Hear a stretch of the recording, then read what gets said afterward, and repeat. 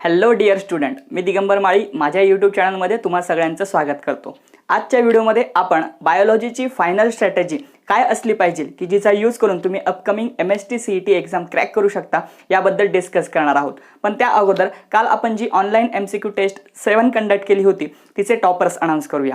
कालच्या online MCQ टेस्टसाठी आपण चॅप्टर फायनलाइज केलेला होता सर्क्युलेशन, आणि एक इंटरेस्टिंग थिंग आहे की कालच्या टेस्टमध्ये जे फर्स्ट 5 टॉपर्स आहेत त्या सगळ्यांचे स्कोर हे सेम आलेले आहेत, दॅट इज 24। सो मी कालच्याच व्हिडिओमध्ये तुम्हाला हे क्लिअर केलं होतं की ही जी काही अपकमिंग MHT CET एक्झाम असणार आहे ती प्रचंड टफ असणार आहे। त्यासोबतच त्या ठिकाणी कॉम्पिटिशनची लेवल ही सुद्धा खूपच टफ असणार असेल, कारण त्याचे कारणच तसं आहे की तुम्हाला ह्या एक्झामचं प्रिपरेशन करण्यासाठी खूप सारा एक्स्ट्रा वेळ हा एक्झाम पोस्टपोन झाल्यामुळे मिळालेला आहे। त्यामुळे कॉम्पिटिशनची लेवल जर टफ असेल हे जर आपण गृहीत धरलं तर त्या ठिकाणी आपली स्ट्रॅटेजी ही परफेक्टच असायला हवी, जेणेकरून तिचा यूज करून आपण या एक्झाममध्ये हायेस्ट स्कोर किंवा हायेस्ट पर्सेंटाइल स्कोर नक्की करू शकू। तर आता कालच्या टेस्टमध्ये जे टॉपर्स आहेत त्यांची नावं डिक्लेअर करूया।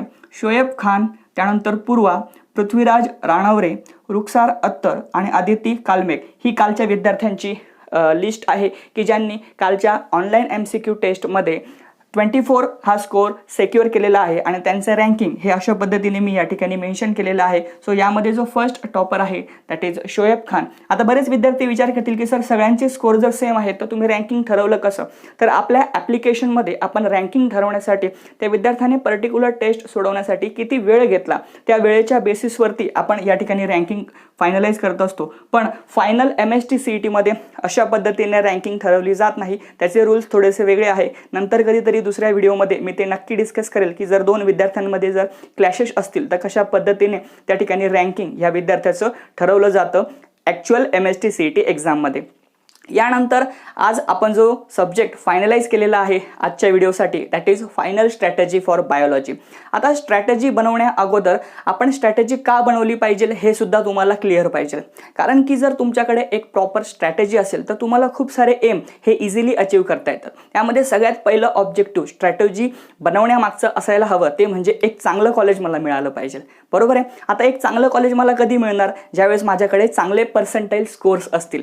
आता चांगले पर्सेंटाइल स्कोर कधी असतील? ज्यावेळेस मी माझा दररोजचा स्टडी हा प्रॉपरली ट्रॅक करत असेल, म्हणजे ॲनालाइज करत असेल की माझे किती चॅप्टर्स प्रॉपरली प्रिपेअर झालेले आहेत, मला अजून किती चॅप्टर्स प्रिपेअर करायचे आहेत, त्यासाठी माझी काय स्ट्रॅटेजी असली पाहिजे। सो हे मला कधी कळेल? जर मी एक प्रॉपर स्ट्रॅटेजी किंवा एक प्रॉपर टाइम टेबल अगोदरच एक्झामच्या बनवून ठेवला असेल तरच मला कदाचित हे प्रॉपरली माझा जो काही अकॅडमिक रेकॉर्ड आहे तो प्रॉपरली ट्रॅक करता येईल। सो या सर्व थिंग्ससाठी तुम्हाला स्ट्रॅटेजी बनवणं गरजेचं असतं। त्यासोबत अजून एक ऑब्जेक्टिव्ह आहे की ज्या ठिकाणी तुमचा जो काही सिलेबस आहे तो सिलेबस इन टाइम कंप्लीट होणं सुद्धा गरजेचं आहे। सो तो इन टाइम कंप्लीट होण्यासाठी तुम्ही प्रॉपरली त्याला डिवाइड करून त्याचं नियोजन डे वाईज केल्यानंतरच तुम्ही तो प्रॉपरली इन टाइम कव्हर करू शकता। सो एवढ्या सगळ्या थिंग्ससाठी तुम्ही एक प्रॉपरली स्ट्रॅटेजी ही सब्जेक्टसाठी बनवणं फार गरजेचं असतं, आणि म्हणूनच मी आजच्या व्हिडिओमध्ये तुम्हाला जो काही हा एक्स्ट्रा वेळ मिळालेला आहे या एक्स्ट्रा वेळामध्ये तुमची स्ट्रॅटेजी काय असली पाहिजे हे तुमच्यासोबत शेअर करणार आहे।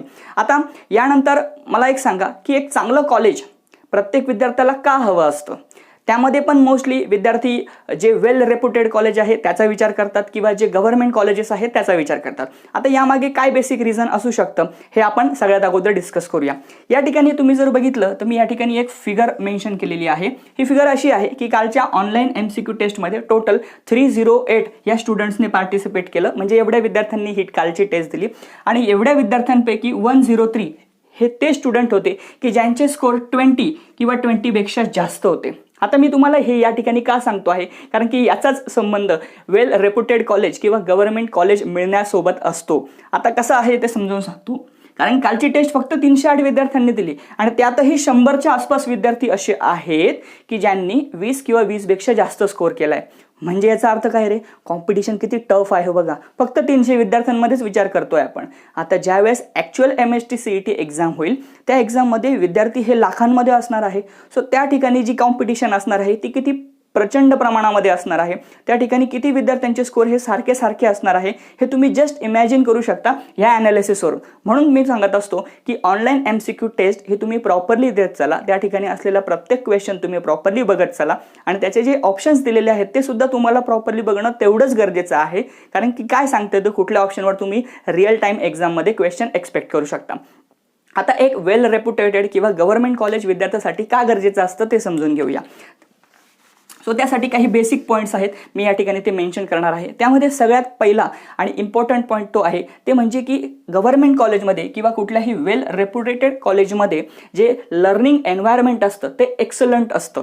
सो सगळ्यात पहिला पॉईंट आपण कुठला डिस्कस करतो आहे, दॅट इज लर्निंग एन्व्हायरमेंट. म्हणजे नेमकं काय रे, बघा आता जे काही वेल रेप्युटेड किंवा गव्हर्नमेंट कॉलेज असणार आहे त्या ठिकाणी जे आलेले विद्यार्थी असणार आहेत, म्हणजे ज्यांना ॲडमिशन मिळालं आहे असे विद्यार्थी पण कुठले असणार आहेत की ज्यांचे स्कोर हे नक्कीच हे टॉप रँकमध्ये असतील किंवा ज्यांनी खूप सारे हायेस्ट स्कोर अचीव केलेले असते. आता हायेस्ट स्कोर कोणाचे अचीव येतात की ज्याने अगोदरच ठरवून घेतलं आहे, ज्याचं प्रॉपर स्टडी प्लॅन आहे, ज्याने खरंच खूप सिन्सिअर आहे, जो खूप स्टुडियस आहे, असे हार्ड वर्किंग स्टुडंट जे असतात ते खरंच टॉप रँकमध्ये येत असतात आणि त्यांनाच हेच रेप्युटेड किंवा गव्हर्नमेंट कॉलेजेस मिळत असतात.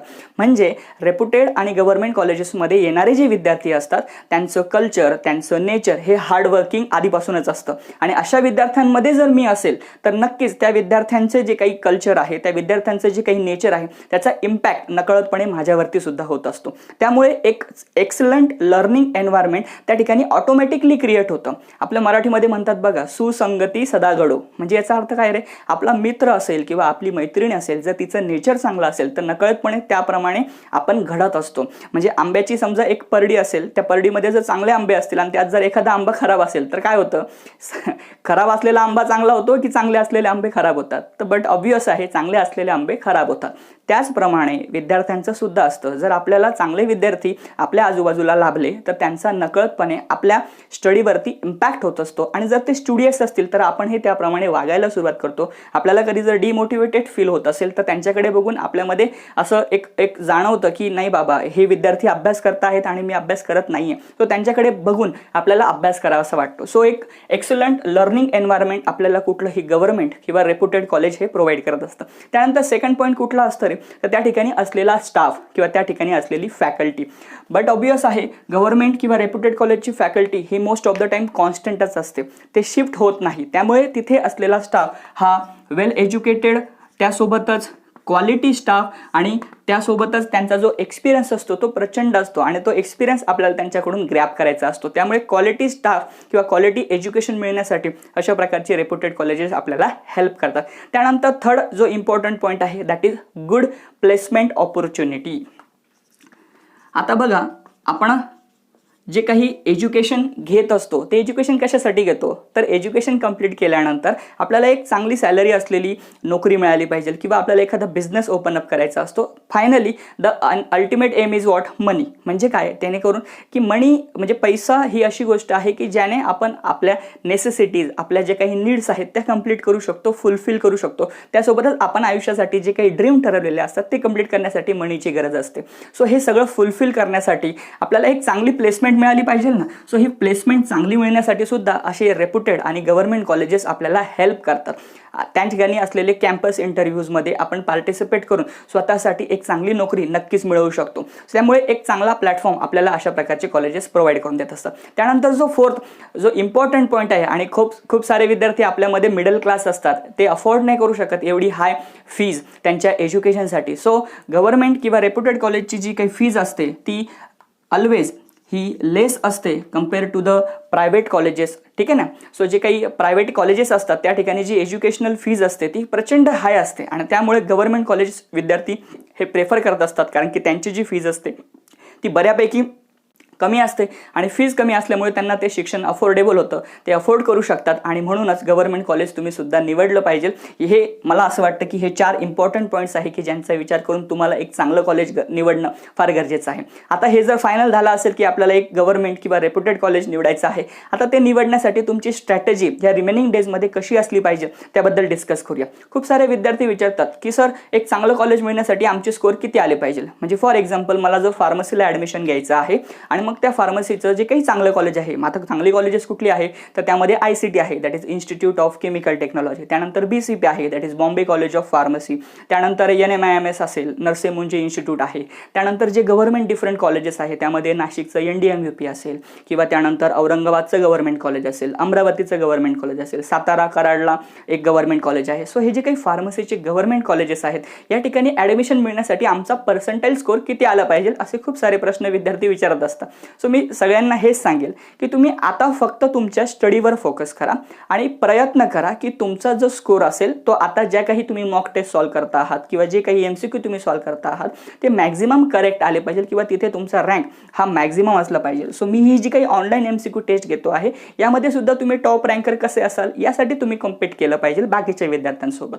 सो तुम्ही जर ही प्रॅक्टिस आत्तापासून तुम्ही डेली अडॅप्ट केली तर नक्कीच तुमचे जे काही फायनल एक्झाम्स आहेत त्या ठिकाणी येणारे पर्सेंटाइल स्कोर हे इनक्रेडिबलच असतील. हे स्कोर मिळवण्यासाठी आपली फायनल स्ट्रॅटेजी काय असली पाहिजे ती आता आपण डिस्कस करूया. मी या अगोदर सुद्धा तुम्हाला बऱ्याच वेळेस एक टाइम टेबल कसं बनवायचं याबद्दल सजेस्ट केलेलं आहे. सो सगळ्यात अगोदर तुम्हाला स्ट्रॅटेजी फायनलाइज करण्यासाठी एक प्रॉपर टाइम टेबल बनवणं गरजेचं आहे. आता हे टाइम टेबल बनवण्यासाठी तुम्ही कोणते पॉईंट्स इन्क्लूड केले पाहिजे, कुठल्या पॉईंट्सचा विचार केला पाहिजे, त्यासाठी मी एक ऑलरेडी सेपरेट व्हिडिओ बनवलेला आहे, how to prepare perfect time table. त्याची लिंक सुद्धा मी तुम्हाला डिस्क्रिप्शनमध्ये दिलेली आहे. त्या लिंकवर जाऊन तुम्ही तो व्हिडिओ नक्की बघा. सगळ्यात अगोदर तुम्हाला काय करायचं आहे स्ट्रॅटेजीमध्ये तर टाइम टेबल बनवायचं आहे. कारण की टाइम टेबल जर तुमच्याकडे असेल तर तुम्ही तुमचा स्टडी हा प्रॉपरली ट्रॅक करू शकाल. त्यानंतर सेकंड इम्पॉर्टंट थिंग स्ट्रॅटेजीमध्ये काय असणार आहे तर तुम्हाला तुमचा जो काही सिलेबस आहे तो लेस टाईममध्ये कव्हर करायचा आहे. आता तुम्ही तो लेस टाईममध्ये कसा कव्हर करणार त्यासाठी तुम्ही कुठलेच पॉईंट रेफर केले पाहिजे, बरोबर आहे ना. टेक्स्टबुकमध्ये तर खूप सारं दिलेलं आहे. मग आता एवढं सगळं आम्ही परत रीड करणार तर आम्हाला खूप जास्त वेळ लागेल. सो सिम्पल आहे, कुठले पॉईंट्स तुम्ही फक्त बायोलॉजीसाठी जे इम्पॉर्टंट आहेत ते रेफर केले पाहिजे यासाठी सुद्धा मी ऑलरेडी एक सेपरेट व्हिडिओ बनवलेला आहे. त्याची सुद्धा लिंक मी तुम्हाला डिस्क्रिप्शन दिलेली आहे. That is MHT CET in 15 days. So 15 दिवसांमध्ये तुम्ही MHT CETचा जो काही सिलेबस आहे तो शॉर्ट पिरियड ऑफ टाईममध्ये प्रॉपरली रीड करू शकता. यासाठी जो व्हिडिओ बनवलेला आहे त्याची लिंक मी तुम्हाला डिस्क्रिप्शनमध्ये देतो आहे. त्या लिंकवर जाऊन तुम्ही तो व्हिडिओ नक्की बघा.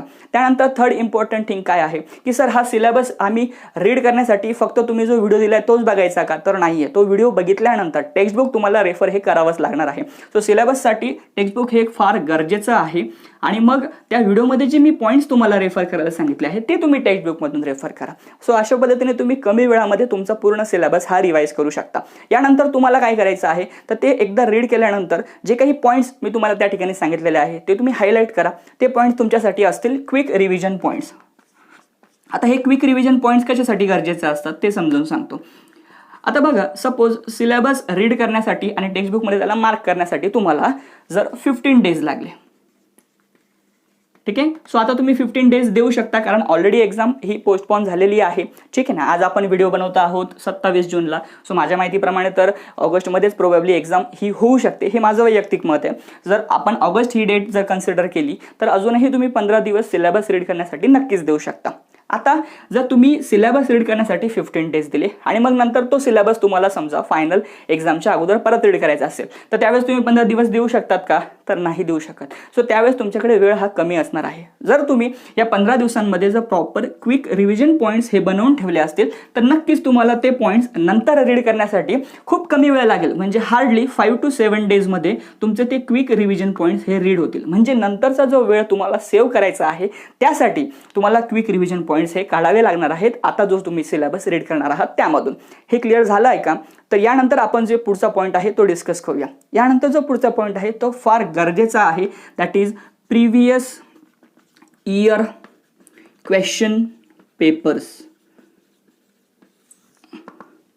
प्रिव्हियस इयर क्वेश्चन पेपर्स हे फार गरजेचे आहेत कारण की प्रिव्हियस इयर क्वेश्चन पेपर्समध्ये जे काही क्वेश्चन्स तुम्हाला प्रोव्हाइड केलेले आहेत त्या क्वेश्चन्सकडे बघून तुम्हाला हा एक अंदाज येतो की क्वेश्चन एक्झाममध्ये नेमकं कुठल्या प्रकारचे विचारले जातात. आपण जी काही थेरी रीड करतो त्या थेरीवरती बेस्ड असलेले क्वेश्चन्स एक्झाममध्ये येतात का, आणि जर ते येत असतील तर त्याच्यामध्ये काही मॉडिफिकेशन्स होतात का, त्याच्यामध्ये काय एक्झॅक्टली तुम्हाला एक्सपेक्ट केलेलं असतं, कुठल्या प्रकारचे ॲप्लिकेशन बेस्ड क्वेश्चन्स विचारलेले असतात, हे सगळं तुम्हाला जर बघायचं असेल तर प्रिव्हियस इयर क्वेश्चन पेपर्स या तुम्हाला खूप हेल्प करतात.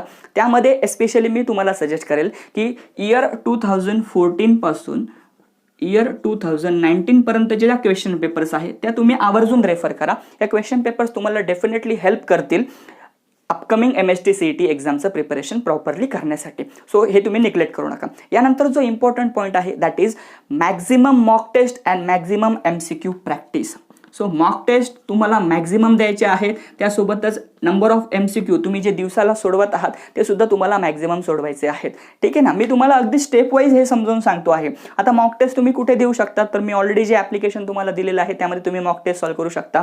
या व्यतिरिक्त सुद्धा खूप सारे चॅनल्स आहेत, खूप सारे एज्युकेटर्स आहेत की जे तुम्हाला free online MCQ mock test provide करत आहेत, त्या सुद्धा तुम्ही सॉल्व्ह करू शकता. यासोबतच तुमच्याकडे जर कुठलं पब्लिकेशनचं बुक असेल तर त्या पब्लिकेशनच्या बुकमधून तुम्ही चॅप्टर वाईज MCQ अगोदर प्रॅक्टिस करा, त्यानंतर फुल लेंथ MCQ टेस्ट तुम्ही अटेम्प्ट करा. त्यामध्ये तुम्ही मिनिमम दिवसाला 150 ते 200 MCQ हे प्रत्येक चॅप्टरवर सॉल्व्ह करणं खूप अपेक्षित आहे आणि गरजेचं सुद्धा आहे. तरच तुम्ही एक्झॅक्टली फायनल एक्झाममध्ये एक्सलंट स्कोर हे अचीव करू शकता.